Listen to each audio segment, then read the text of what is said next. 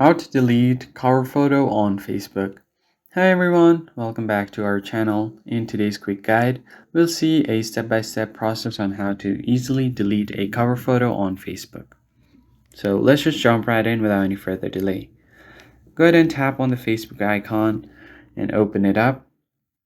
Once you have your Facebook open, you should be logged into your account where you want to delete your cover picture. Then all you have to do is navigate to your profile by tapping over on your profile icon right beside what's on your mind. Then once you tap on it, you'll be taken directly over to your profile. And if you have a cover picture on your profile, you can just tap on it on the background. And then this pop-up will appear. Now just tap on See Cover Photo. Then it will show you your current cover picture. And if you want to delete it, find the three dot icon at the top right corner. This will bring out different menus. You can either edit caption, delete the picture, save to phone, or share externally. I'll just go ahead and tap on delete photo.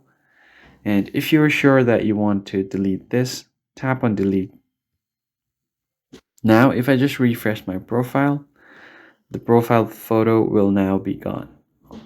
And the cover picture is completely deleted.